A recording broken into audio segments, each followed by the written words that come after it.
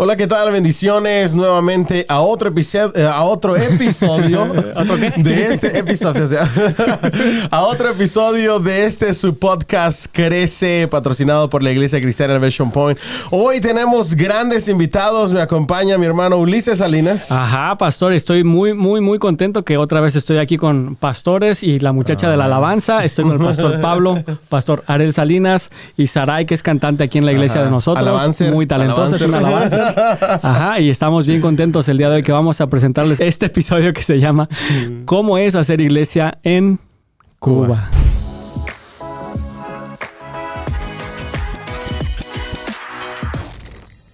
Y arrancamos de un solo. Hablábamos fuera del aire, Pastor Pablo, sobre las posibilidades o las diferencias de otras religiones en Cuba para adquirir una propiedad y establecer una construcción ahí para hacer iglesia.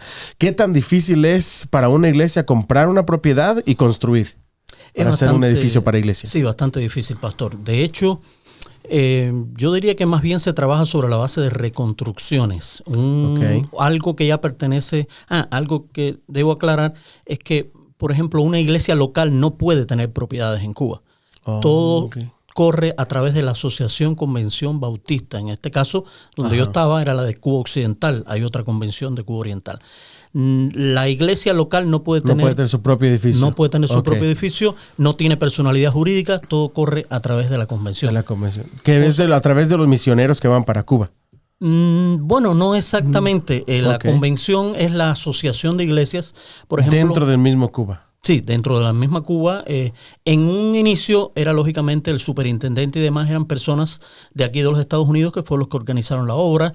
Ya desde los años 59, 60, quizás con la Revolución Cubana, entonces es que viene y se cambia todo esto y pasa a ser propiamente a una cosa autóctona. Puramente nosotros elegimos todos los años hay convenciones y se eligen a nuestros líderes. Ok. So, Sara, estábamos diciendo que ¿cómo se le llama a la religión cultural? ¿Cómo le dicen? Religiones Sí, religión afrocubana. De hecho, esa es la que más...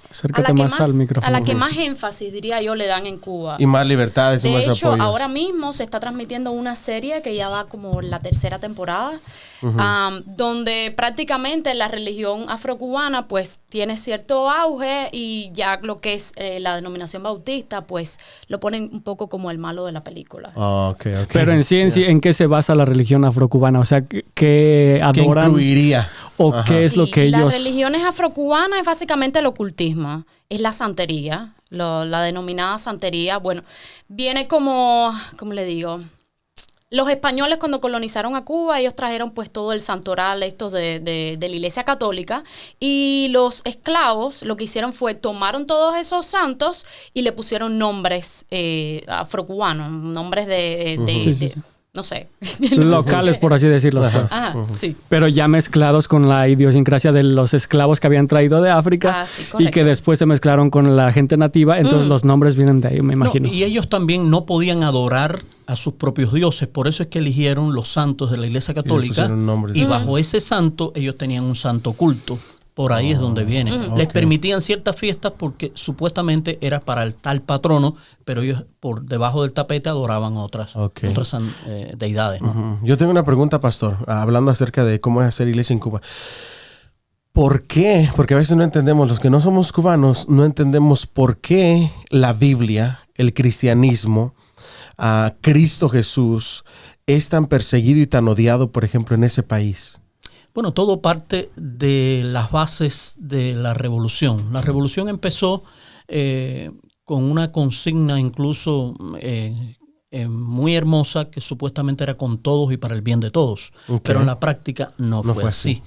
Ya en los años 60 y tantos empezó a introducirse el marxismo-leninismo, Entonces, todo lo que tenía que ver con comunismo no tiene nada que ver con iglesias. Es puro materialismo. Sí. Puro materialismo. La base del comunismo es puro materialismo. El hombre, yo soy el que puedo, yo soy el que logro las cosas y Dios está completamente fuera. ¿Materialismo como en la corriente filosófica estás hablando? ¿O qué materialismo dialéctico histórico? De hecho, se hizo como una especie de exposición, lo cuenta un anciano pastor todavía que vive en Miami ahora. Él decía que fue a ver una exposición donde estaban diciendo cómo sería el futuro, ¿no? Una ciudad del futuro. Y él, lógicamente, el pastor, al fin y al cabo, lo primero que buscó fue las iglesias. No había iglesias en ese. Y eso es lo que ellos han pretendido por años. Lo que pasa es que no lo han podido destruir porque no depende de ellos, sino de nuestro Dios. Y entonces, a mí siempre me gusta mucho hablar de estos temas, así que espera un tantito con tu siguiente pregunta. Pero este marxismo-leninismo que ustedes adoptaron ahí a través del régimen castrista, me imagino que fue, ¿cómo le ha hecho de bien o de mal a las iglesias específicamente, pastor? Bueno, sabe que al principio nosotros como que nos costaba un poco de trabajo asimilar, pero les digo que en los años 60, 70 y yo diría que los 80, los cristianos que estaban en las iglesias era porque realmente eran cristianos. O sea, porque tenías todas las de perder teniendo creencias religiosas. Les voy a poner un simple ejemplo. Desde que usted llegaba al cualquier nivel, primario, secundario, preuniversitario, como le decimos nosotros al high school, a usted le hacían las básicas preguntas iniciales, era su nombre, su dirección y si tenía creencias religiosas. Ese era el orden de las preguntas. Wow. Si usted decía creencias religiosas, englobaban a todo el mundo, llámese bautista, pentecostal, santero, abacuá, cualquiera. Y usted ya tenía una marca. Usted tenía un estigma que lo perseguía. De hecho, yo tengo la experiencia de que ya estudiando en la universidad, donde me dijeron que nunca iba a poder llegar por mis creencias religiosas, y que llegué, tenía una persona dentro del comité de base de la juventud que estaba velándome para ver si yo decía algo dentro de la facultad llamado proselitismo religioso para expulsarme. Así de sencillo. Prohibidísimo hablar de su fe. Wow. Increíble. Y tú, Sara, en este caso que tienes poco tiempo de llegar, nos decías que llegaste ¿en qué año? En el 2000. En el 2022. Imagínate, del 2022 al 2024, inicios del 2024, muy poco tiempo. Sí. Tú que estuviste allá más recientemente, ¿cómo has visto eso? ¿Ha evolucionado de lo que nos está diciendo el pastor Pablo o siguen en la misma situación? Porque obviamente pues ya Castro ya pasó a mejor vida, pero me imagino que mucho de su ideología, debe seguir pegadísima ahí. O sea, si no ya hubiese cambiado el país. Yo lo que creo es que hasta cierto punto ellos quieren dar una apariencia de libertad, de que las cosas han cambiado, de tal, pero la verdad no se siente así. Como no se siente así con la política, no se siente así en ningún ámbito. Es mi opinión personal, lo que yo creo. Yo tengo una pregunta, volviendo a las preguntas curiosas. Pastor Osaray, yo había escuchado, pero ahorita no tengo bien en la mente, porque yo en algún momento sembré para pastores en Cuba. Y en aquel entonces me decían, ¿cuántos dólares es el salario que mantiene, digamos, una familia pastoral con lo que es su techo y su comida y todo lo necesario en un mes? Bueno, eso ahora ha cambiado mucho porque hubo algo que le llamaban reordenamiento, un invento comunista que lo que hizo fue desorganizar todo lo que supuestamente ya estaba. Pero, por ejemplo, yo salí de Cuba en el 2011. En aquel entonces los pastores, no todos, pero por ejemplo un buen grupo de pastores, después la obra creció un poco y no fue así, pero vivían en casas pastorales, no pagaban renta. La casa pastoral no paga renta. La mayoría de las veces está bien próxima a lo que es el edificio de la iglesia. Por lo tanto, como que aquí está la casa pastoral y justo al lado está la iglesia. Entonces, pero por ejemplo, yo recibía alguna ayuda de aquí, alrededor de $25. Esos $25 mensuales no alcanzaban, pero ¿qué les puedo decir? Ahora, siendo un estimado conservador, 100, 150. Sí, porque el dólar está como a 300 pesos cubanos. Quizás $200 sería algo que no les parece muy poco dinero a lo que vivimos acá ahora, Pero significa mucho dinero para Cuba. Sí. O sea, una persona promedio sobrevive con $200 mensuales. Una familia. Una familia. Bueno, más bien eso sería una familia que tenga ayuda del exterior, de aquí, de Estados Unidos o de otro país, porque el cubano de a pie no hace ese dinero. Ok, entonces vamos a hacer una diferencia. Por ejemplo, una familia, vamos a decir, pastor, esposa del pastor y 3 hijos. Ajá. ¿Ok? A $150, $200 por mes y cubre sus necesidades básicas. Sí. Ok.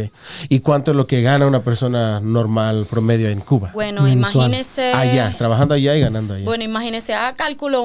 Yo cuando estaba en Cuba ganaba unos quizás 5,000 pesos cubanos, algo así. Entonces, ahora, como está la tasa de cambio a 300 pesos que le dan $1, haga cuenta. Hazla tú. Pero aún así hay cosas que no alcanzan porque el nivel de inflación es muy alto, Sí. todo sube y de pronto a veces no es lo que sube, es que no lo hay. Y Usted va a una la tienda escasez. y no lo encuentra. Y Así por es. ejemplo, ¿qué hay de eso? Vamos o sea, voy a hacer preguntas que no tienen tanto que ver con la iglesia ahorita, pero ¿qué de cierto hay o si sigue poniéndose en práctica que les daban ciertos como cupones para intercambiarlos por comida? ¿Sí se llegó a dar o se sigue dando o nunca se dio eso? Bueno, eso yo no sé si se está refiriendo a la libreta de abastecimientos. Ajá. No, la libreta de abastecimiento es algo que recibe todo cubano. O sea, desde que usted nace ya lo incluye en una libreta que es familiar. Esa libreta viene con una serie de productos básicos que supuestamente usted va a recibir. En los años 80 a usted le alcanzaban esos productos básicos que se lo daban una vez al mes. 15 días, estirándolo mucho, le duraban 15 días. Lo que era para un mes. Lo que era para un mes. Ahora ni eso. Ahora posiblemente no le dura una semana. Y cuando, por ejemplo, son las cosas básicas, arroz, frijoles, azúcar, qué sé yo, esas cosas ya prácticamente a veces vienen, a veces no vienen, no faltan. Los huevos, por poner una cosa que nosotros tenemos acá como algo tan sencillo. Ahora de pronto un huevo que antes valía $1 vale 100 ahora. Para que tenga una idea. Pero esa libreta de abastecimiento, obviamente, ustedes llevaban eso y era gratis lo que les daban. No, gratis, pero a muy... Era un precio módico, digamos. Ok. Un precio más barato de lo que te lo podrías encontrar en un mercado, pero... Sí. Wow. Pero no resolvía realmente la... No. Es que eso del comunismo, y esto es a título personal, muy mío. El comunismo para mí siempre trata de darle tanto a la gente que le impide en verdad salir adelante y le impide buscar por sus propios medios, y encima de eso les ponen trabas y cosas encima y al final de cuentas yo como persona que lo veo desde afuera, ustedes quizás tendrán una opinión distinta, el único que sí se termina enriqueciendo es el gobernante. Correcto. El gobernante en turno. Pero en realidad jamás va a funcionar el comunismo en ningún lado. Es que en teoría es muy bonito. Sí. En teoría no, es claro, bello, como lo es pintaba como un Marx, cuento de hadas, claro, pero era... en la realidad no funciona. No funciona porque desde que se creó el excedente, me estoy yendo a otro tema, pero desde que se creó el excedente, pues nunca va a haber igualdad. Es así. Mire, eso es algo que nos están enseñando ya desde primaria. De hecho, hay un lema que se repite y dice: pioneros por el comunismo seremos como el Che. Fíjense, lo primero que está diciendo, sabiendo quién es el Che, Sí. pero se tiene como un patrón, como algo memorable. Ahora también se ha deidificado prácticamente a Fidel después de muerto, y toda una serie de cosas que lo que hacen es una ideología en la que prácticamente ya nadie cree, porque han sido 60 y tantos años que no ha habido resultado. no hay. Y anteriormente no había Pero- internet. En Cuba no había internet, pero desde que pues le abrieron paso a las nuevas tecnologías del internet, es imposible que ellos puedan hacer cuentos. Pero ¿será que sí hoy en día ya mucha gente no cree en el marxismo, comunismo, en el castrismo o incluso en el cheísmo, che guevarismo? Sí. ¿Será Sí. que sí hoy en día hay mucha Yo gente creo- o siguen, o siguen como que cegados de cómo se les ha metido tanto esa ideología desde pequeños que todavía siguen viendo como que, puede ser que en algún momento funcione? Yo creo que sí, todavía queda algún remanente de personas que creen, pero dentro de ese remanente de personas que creen también están personas oportunistas, digamos, que viven el comunismo de que sí, yo sigo a Fidel, yo sigo esta ideología, pero tengo un familiar en Estados Unidos o en otro país que me manda remesa y por lo tanto puedo vivir. Claro. Exacto. Ahora yo tengo una pregunta para ti, Saray. ¿Cómo recuerdas tú tu niñez como cristiana o en la iglesia en Cuba? Bueno, tu yo, juventud. la verdad, los recuerdos más lindos que yo tengo de mi infancia, lo que es en la iglesia, fue en un campo misionero que estuvo mi papá, que estuvimos todos, ¿no? Yo tenía alrededor como de 4 o 5 años Era una iglesia bien pequeña. No era en la capital de Cuba, era en una provincia que se llama Villa Clara. Vivimos ahí, era una iglesia, como le digo, pequeña, pero era una iglesia tradicional. Era una iglesia, yo recuerdo que las personas eran muy fieles. Estamos hablando de los mediados de los 90 aproximadamente. Y las personas eran muy fieles, sobre todo...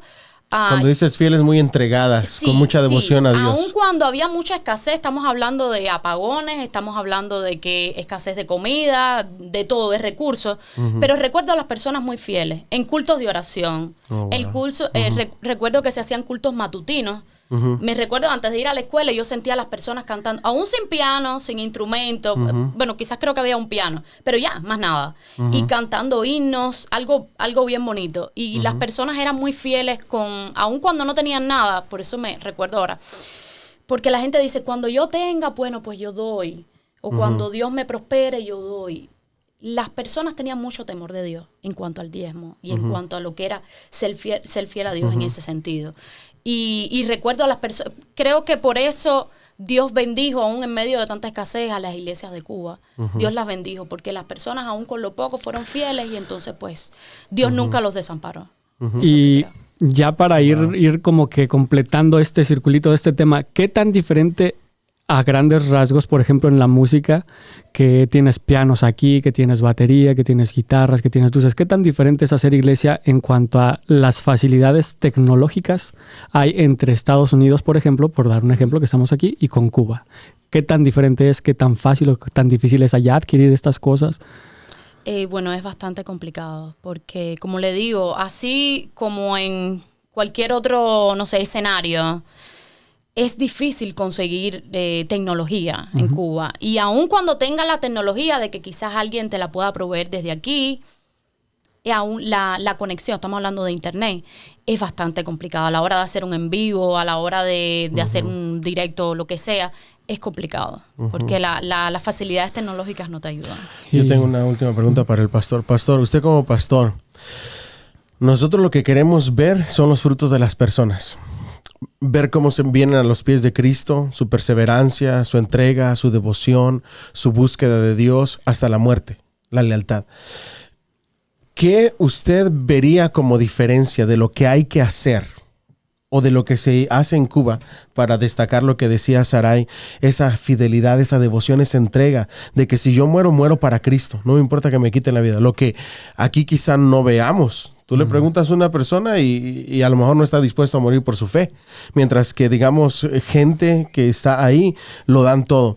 Si usted pudiera ver 3 diferencias en cuanto a lo que impacta el corazón de un cristiano genuino y verdadero, ¿qué serían esas 3 diferencias que nosotros en este país pudiéramos decir, ok, si nos enfocamos en estas 3 cosas, yo creo que podemos producir o ver verdaderos cristianos de lo que usted hizo en Cuba? Sí. Yo creo, no estoy ensalzando la miseria, vamos a decir así, pero creo que en Cuba nos vino muy bien el hecho de no tener mucho. Para depender solo de Dios. Dependíamos exactamente de Dios. Había momentos, cuando nacieron mis hijas, le puedo decir así, estábamos en otro campo misionero, no el que hablaba Sarai,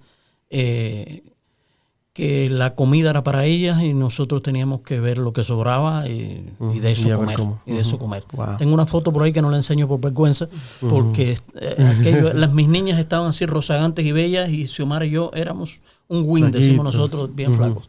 Pero en medio de todo eso Dios bendecía, y creo que la dependencia de Dios, aquí desgraciadamente Dios pasa a un segundo lugar porque tengo trabajo, tengo opciones, tengo tarjetas, tengo no sé cuánto, pero yo creo que en su justa medida esa dependencia de Dios no la debemos perder.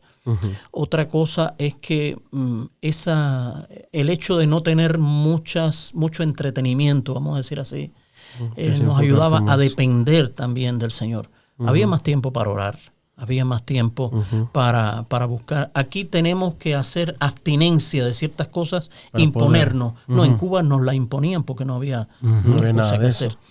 Quizás ahora un tercer punto no lo tengo en mente, pero creo que básicamente él nos ayudó no es decir que ahora, porque los he conocido lamentablemente, personas que han llegado muy fieles de Cuba, incluso pastores, tristemente hablando, y que simplemente han llegado a este país y se han hecho un frío, o sea, se han congelado.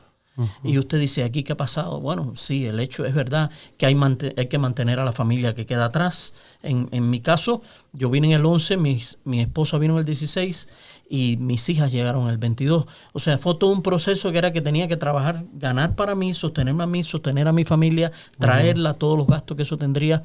Pero hay una cosa importante que es cuando usted decide ser fiel a pesar de. Exactamente. Y no importa los obstáculos que vengan, uno tiene que enfrentarlo de esa manera. Entonces sería la tercera, es la fidelidad, ¿verdad? Sí. Pudiéramos ubicarlo. Pues mira, me quedé con el ojo cuadrado. Wow, se nos fue el tiempo. Sí, se fue súper rápido. Interesantísimo, de verdad. Muchas gracias. Pero de verdad, muchas gracias por lo que nos compartieron el día de hoy. Y ya nada más a manera de conclusión, tal como decía usted, pastor, muchas veces lo hemos dicho aquí, que tristemente el capitalismo, no sé si como tal, pero me atrevería a decirlo, el capitalismo nos jala tanto y nos envuelve tanto en el voy a juntar más para mí, juntar más para mí, juntar más para mí, que en determinado momento se convierte en una carga para tu vida espiritual. Sí. A diferencia de cuando estás en países como Latinoamérica, no solamente voy a decir Cuba, pero en Latinoamérica en general, como la economía fluye menos, como las cosas fluyen menos, tendemos a sujetarnos más y a agarrarnos más de lo que tenemos, que es Dios, sí, básicamente. Entonces, pastor, ¿quieres decir algo más? Mi conclusión sería lo que dice Santiago, ¿verdad? A los ricos de este mundo, diles y mándales que no dependan de estas riquezas, sino de Dios. Bueno, pues esperamos tenerlos. ¿Algo que quieras cerrar? ¿Algo que quieras decir? ¿No? ¿Algo con lo que quieras cerrar? Sí, yo creo que tenemos que aprender de todo y de todos. Y a veces, poniendo el ejemplo de Cuba, llegamos a este país y estamos buscando iglesias a un determinado estilo. Y nunca usted va a encontrar una iglesia con esas características. Entonces, hay cosas en las que tiene o que asimilarlas, correcto, o simplemente a veces tolerarlas. Pero el hecho de la fidelidad al Señor es lo más importante y así Amén. Tiene que seguir. Así bien. Amén. Pues esperamos tenerlos la semana que viene. Los vamos a tener la semana que viene, gracias a Dios. Entonces nos vemos la próxima. La próxima.